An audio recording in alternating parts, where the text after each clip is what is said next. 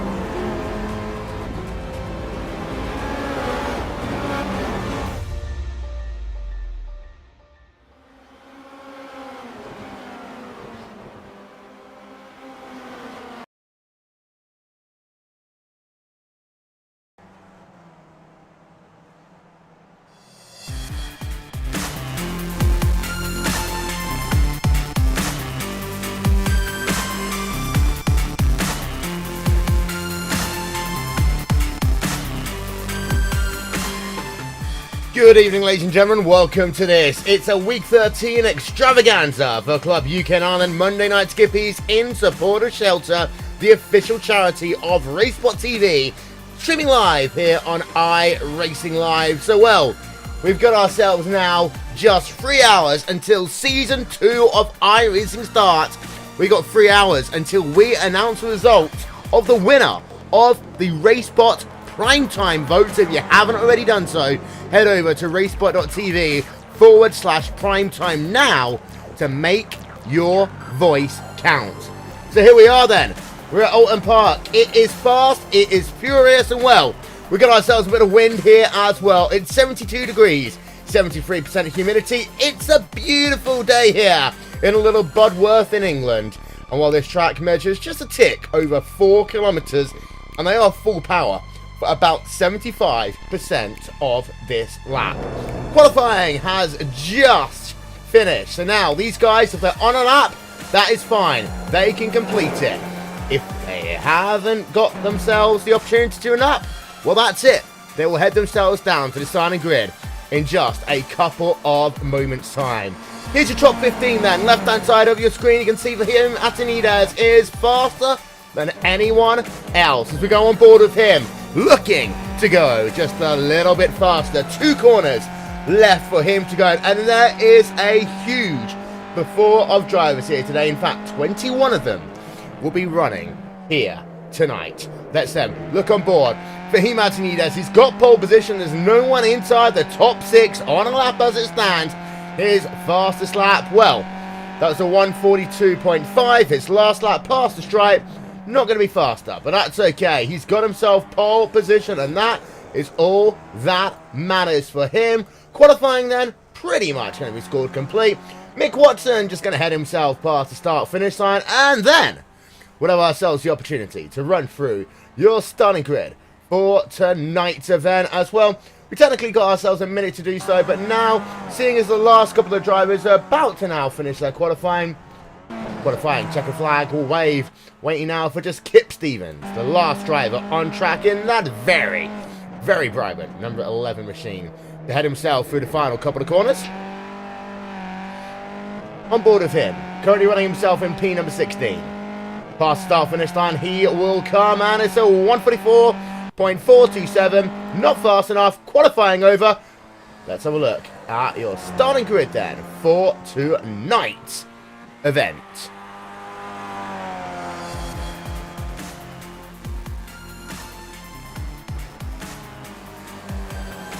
Fahim Atinides, pole position, 1:42.548. Alongside him on row number 1 will be the driver of Tim Adcock. Simon Maltby in 3rd. Mark O'Connell will be in 4th place, the outside of row number 2. Further on back, Patrick Fairbanks in 5th, Simon Holbert in 6th, Fraser Williamson and Mick Watson are P5 through 8. And then, further on back, Nathan Davis in 9th, and then Rob Green will round out your top 10. You notice your top 10 drivers separated by 1 second here today. And then we cycle it on back. You see Chilled in 11th, Bird in 12th.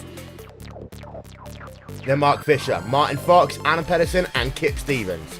21 cars here today. John Jenkins in 17th, and Aline Deemer, Ray Sanders, Dean Wallington, and Rachel Whiteford. RaceSpotTV's own will round out your field. Here's a look up above at this majestic, beautiful track in Ludbudworth in England. There's a look. What a beautiful, picturesque racetrack this one is. And at the front of the field, well, Fahim Atinides is going to have fun bringing the field to the green flag here today. 1 minute or so for these drivers to get themselves down to the starting grid before we'll get ourselves underway. We'll say it again. If you haven't yet voted in the RaceSpot Primetime poll, you get to choose what we broadcast every single Wednesday and Friday of Season 2. Wednesday is your chance for GT Wednesdays. We'll tell you now, the Kia Cup is leading, but if you're a fan of the GT1 World Championship or the IMSA Sports Car Series, you have just under 3 hours to make your vote worth. In terms of Friday night, it's all about open wheel. And well, Formula Renault, they pretty much have it wrapped up. It will take a monumental push for either the Verizon IndyCar Series or the Lotus 79 Classic Team Championship to head itself into the front. But hey, we've seen crazy stuff happen. We saw a crazy one, of course, in the 12 hours of Sebring that finished just over 36 hours ago. Let's go then down. We're about to go racing here at this fantastic track. This is Oulton Park. Lights are on. Lights are out. We are officially underway then for the start of this event as the cars will come down in towards turn 1 today. Your broadcast is brought to you by Shelter.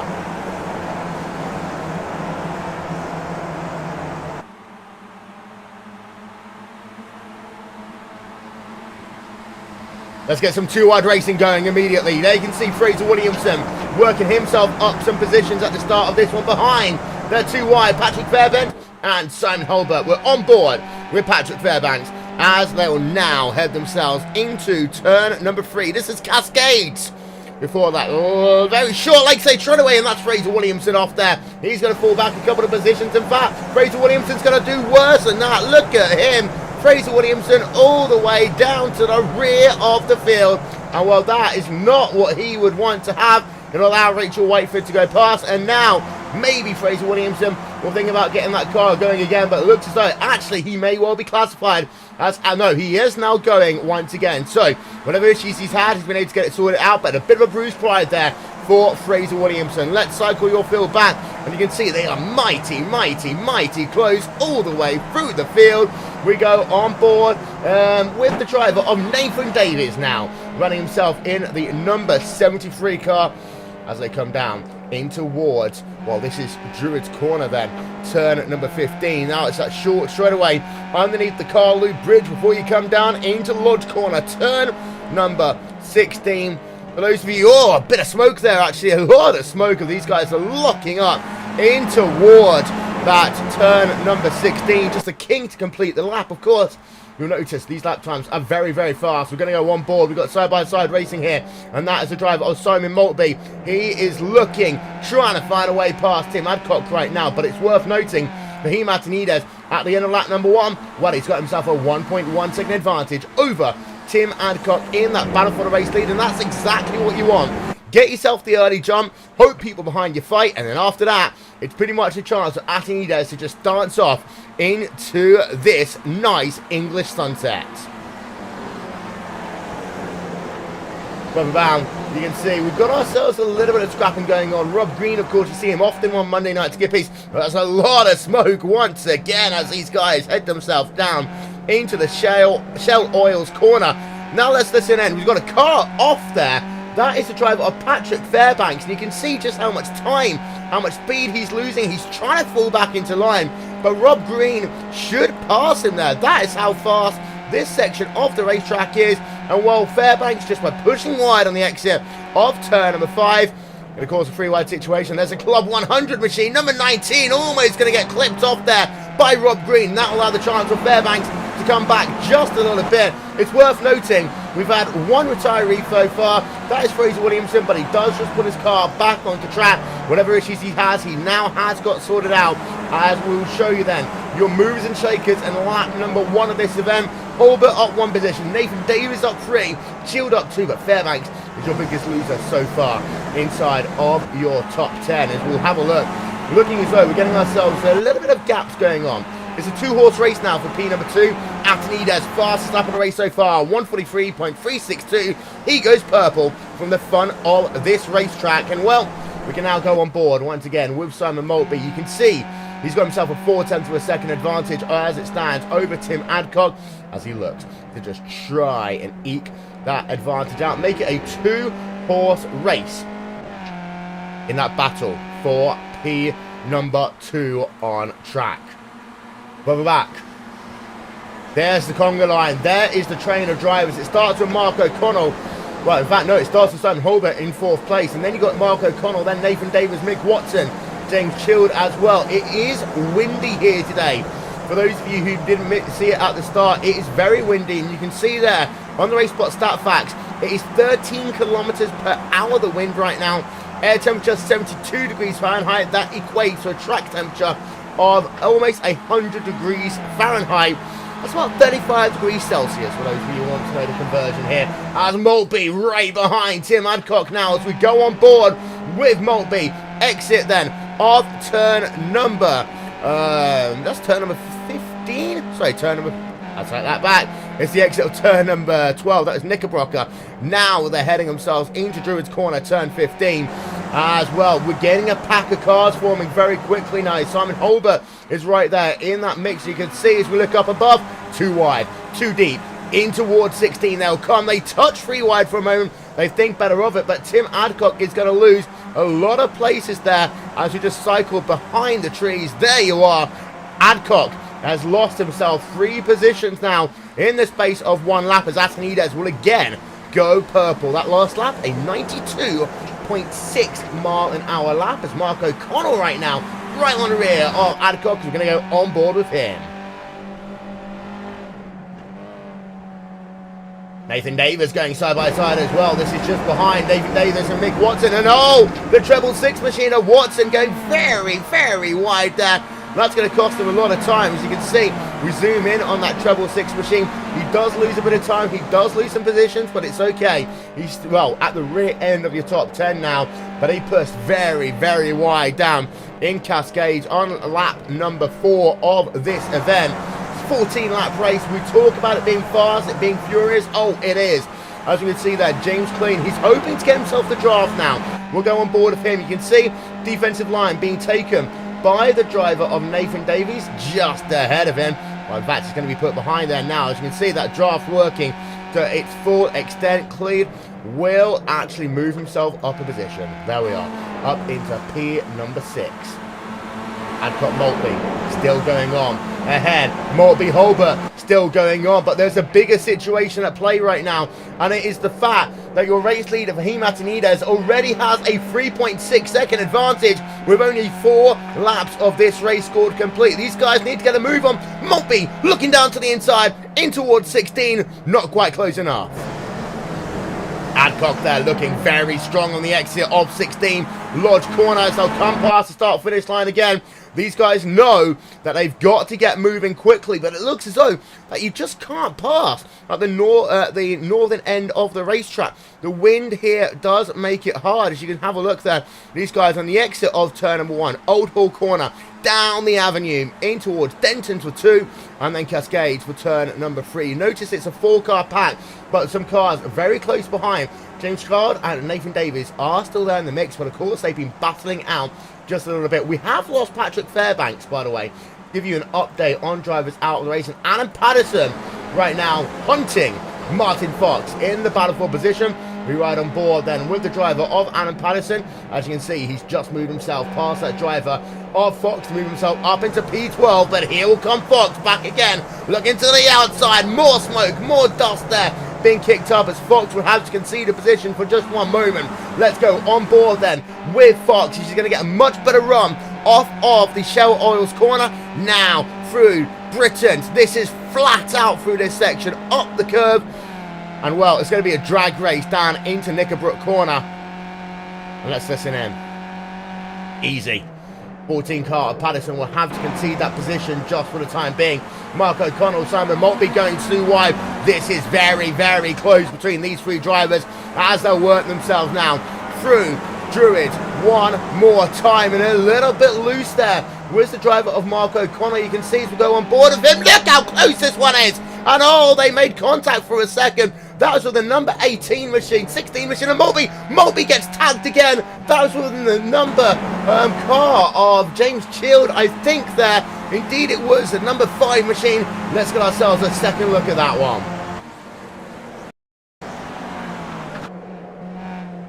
On board then with the Club 100 car, and actually Maltby's had himself a second incident. We'll show that one to you in real time in a moment, but this is what happened then. First, you saw the number 94 car. They went 3 wide, and then that number 5 machine dove to the inside and forced the incident with Simon Maltby. His number 73 car got very loose on the exit of the corner as well. Let's now have a look at Simon Maltby. This will be down in towards turn number 1. We'll have a look from up above as, oh, he had an engine or suspension failure. Something happened to him, and the 2 cars involved Mick Watson as well. You can see going to be classified as out of the event. Let's get ourselves one more look at that.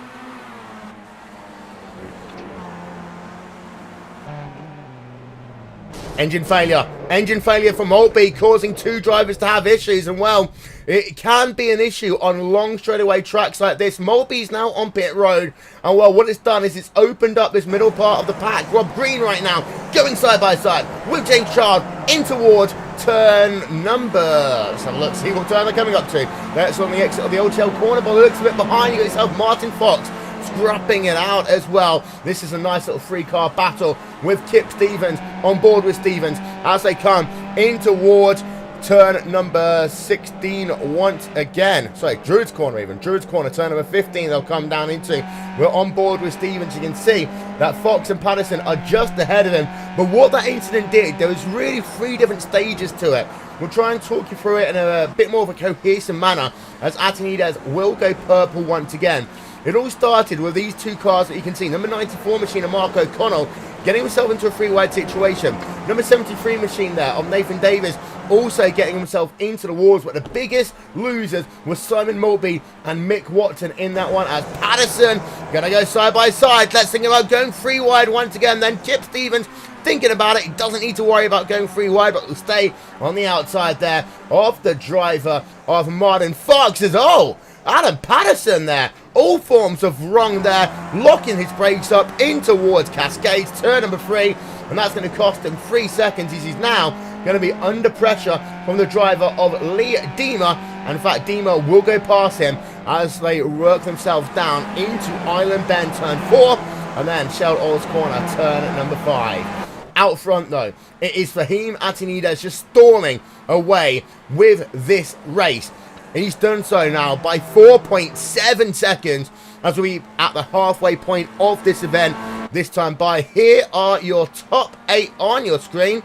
Now, Atinides from Holbert, from Adcock, from Davis, from O'Connell, then Green, then Child, then Bird. They are your top 8.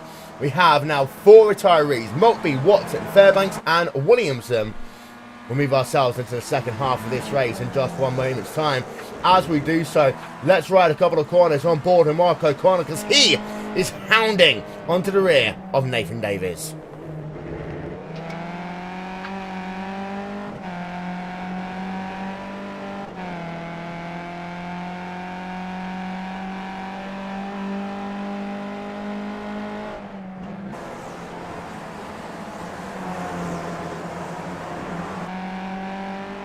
That there is a number 16 machine.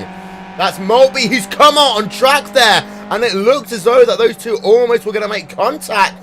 And, well, we just had a car go off by the look of it. Simon Holbert is off. Simon Holbert, something has happened to Holbert. We need to get ourselves a second look at this one and show you what happened. Simon Holbert was running himself in second place at the time. Holbert has fallen off the racetrack. Something has happened to him.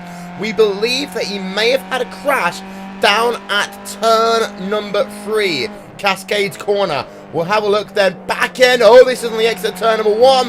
Gets himself a little bit loose, but he saves it. Now, into Denton's at right-hand King for turn 2. Braking for Cascades. Let's listen.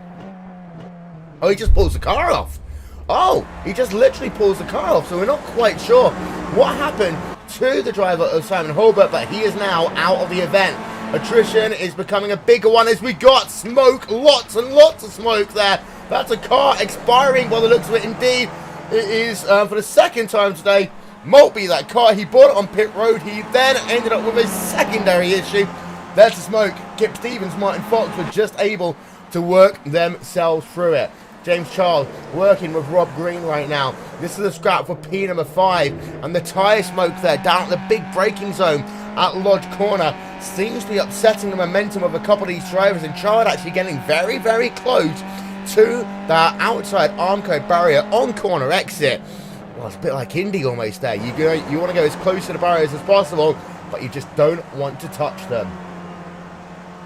Now we've had the chance to let this race settle down. You can see top 15 on the left-hand side of your screen. Rachel Whiteford starting from the rear of the field. She has moved herself up into P number 15, but she is classified about 7 seconds behind anyone else. The best battle that we have going on, well, it's Mark O'Connell side by side right now with Nathan Davis, and Davis is going to win that one out for just a couple of seconds. Having a look from the rear then of the driver of Nathan Davis as they work themselves through Shell Oil's corner once again. Now let's have a listen to this fantastic bout of acceleration.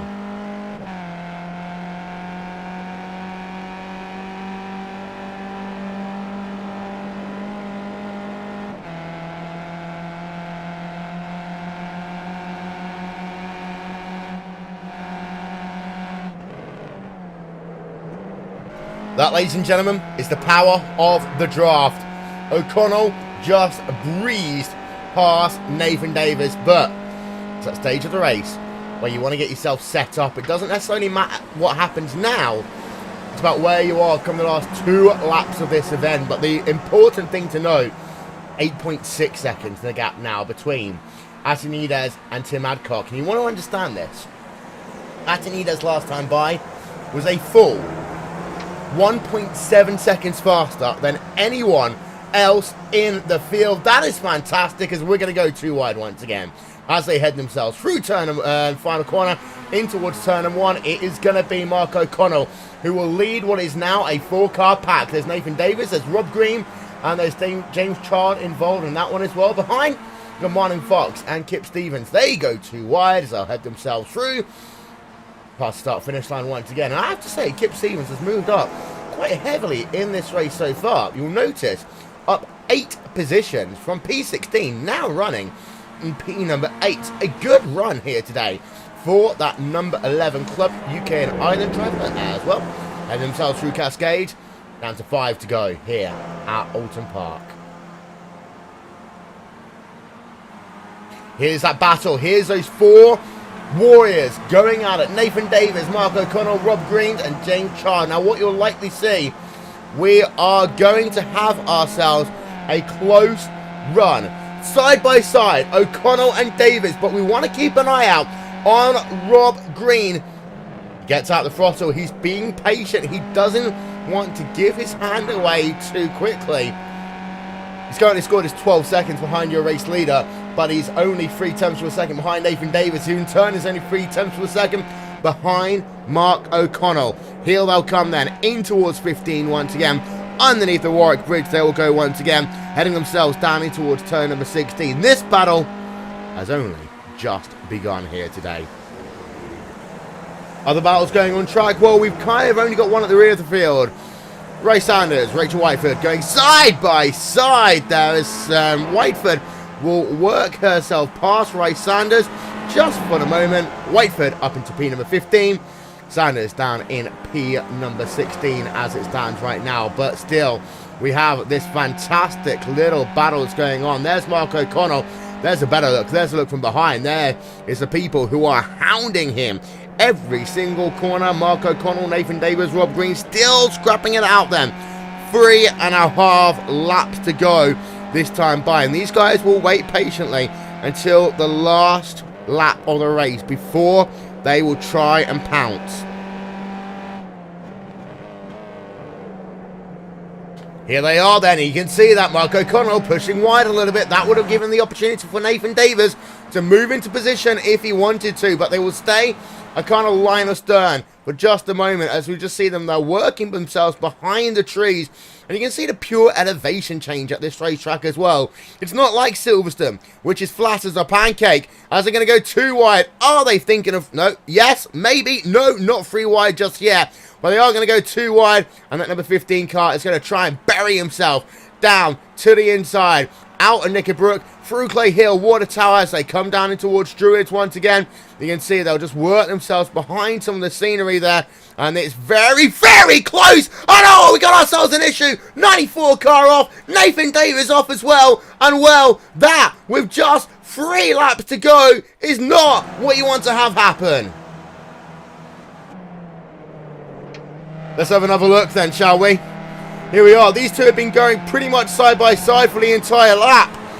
Number 94 machine, number 73 machine, down in towards Druid. They would head, and then from there, they'll get into the braking zone. And well, actually, no. It starts with number 15 machine. That is Rob Green. He gets loose under braking, tags the number 73 car, who then in turn collects the number 94 machine. That car, of course, being Mark O'Connell. And that basically was an incident started by the number 15 car that caused the concertina effect ahead of him.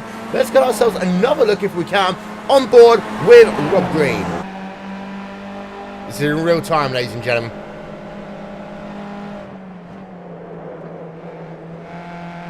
Well, actually, from that angle, no. Rob Green just locked up, and I think what happened, there was just a little concentration lap just ahead of him, as O'Connell, I think then, they just locked brakes up all over the place. But what it does mean, it's now a 2-horse race for the final step on the podium. Rob Green versus James Chard. One of these guys can finish up on the podium. There's only room for one of them, because Adcock is 4 seconds ahead on the road, and while Fahim Atanides, he is 15 seconds ahead of this pack right now. So we're going to come down to 2 to go in just 1 moment's time. Child, looking close. Club 100 machine going to stay in line for a moment. He knows. Oh, he knows that he shouldn't have done that. James Child there, he's going to lose not only P4, he's going to lose P5. He's maybe going to lose P6 as well. Let's cycle that camera backwards. You can see that Jamie Bird is coming, but James Chard, oh, what did you do there? That's your chance for a podium, just thrown down the toilet. Here we are. And you can see right about here. Just look at that car. I mean, smoke flowing up all over the place there. And a lot of drivers have suffered with basically locking their brakes up, locking the car up here.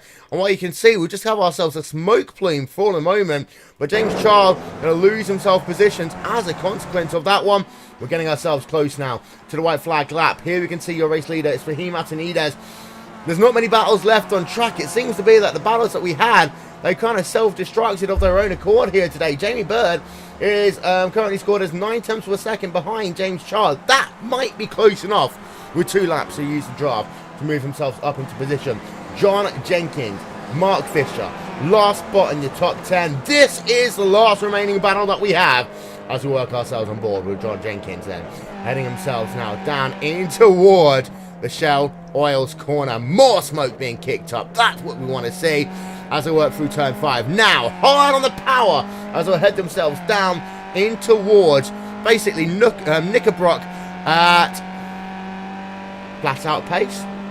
They'll do this for about 15-20 seconds.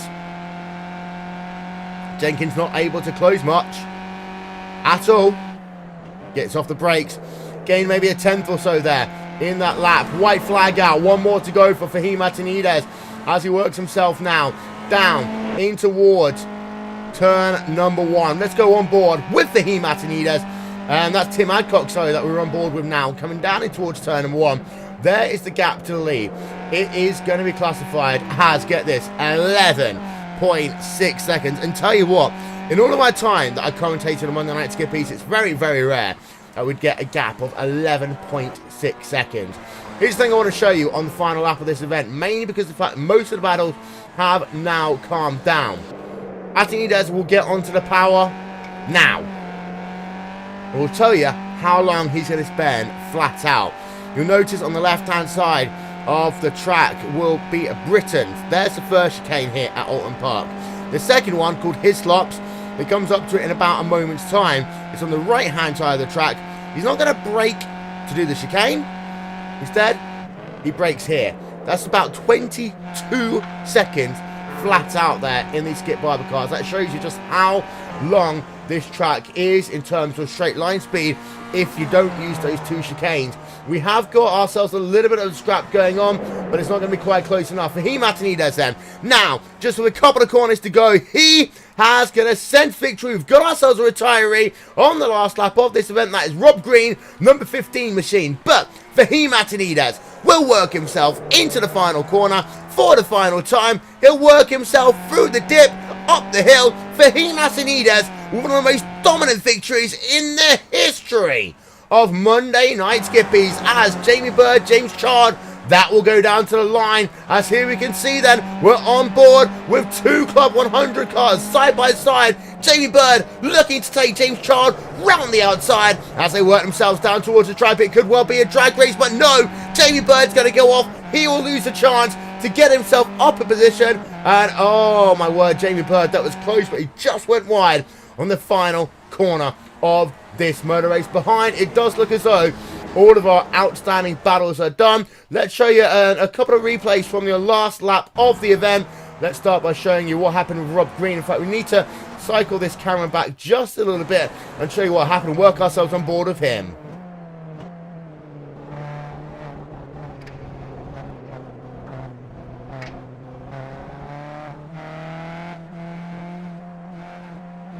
Fuel. This sounds like he ran out of fuel there for Rob Green. Now, let's go and have a look at James Chard versus Jamie Bird. That's right on board for a couple of corners then. This was with Jamie Bird, and of course, he was looking to get himself up a position in the final laps of this event. Wasn't able to do so, but he did give it a good old shot. We have to tell you that one. As we're now riding on board of him. So you can see he closes up to the rear of the driver of James Chard. And he sees he gets a fantastic run down into Druitt, who really does use the draft. And actually, oh, this is what happened. Chard is going to get himself sideways in the corner. We've seen people do that already here today through the crosswinds. Number 5 car's got a bit of damage. Let's listen in to James Chard. Jamie Bird even.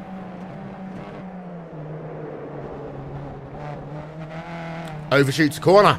Under pressure, he overshoots the corner. And as a consequence, he will come home in number 4. Let's have a look, shall we? Your final race results here today is for Fahim Atanides, who wins out then, after all is said and done, by 11.9 seconds, almost 12 seconds over Tim Adcock. Nathan Davis in 3rd, James Chard in 4th, and Jamie Bird will round out your top 5. Of course, that was close, in the last couple of corners, but Jamie Bird couldn't capitalise on a mistake by Charles by making a mistake of his own.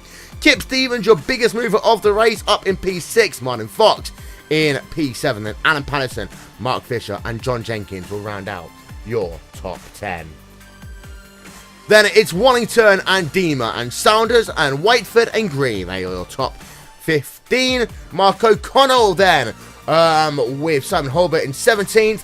Then you got yourself Simon Maltby. Then you have yourself Mick Watson and Patrick Fairbanks. They are your top 20 here today. And then you can see one more person at the very rear of this one. That is Fraser Williamson. And that, ladies and gentlemen, is all we have time for here tonight. This has been a RaceSpotTV presentation of Club UK Ireland Monday Night Skippies in Supporters Shelter. If you haven't done so, this is your final chance. Visit RaceSpot.tv/primetime and vote on what we will broadcast for you every Wednesday and Friday night. All the information you need on RaceSpotTV. This has been on iRacingLive. Thank you so much. Don't forget, round number 3 in the NASCAR Peak Antifreeze Series powered by iRacing will be tomorrow. That'll be from Phoenix. Catch that one from 8:30 p.m. Eastern Time. In the meanwhile, well, I guess I'll see you in 13 weeks' time for more Monday Night Skippies.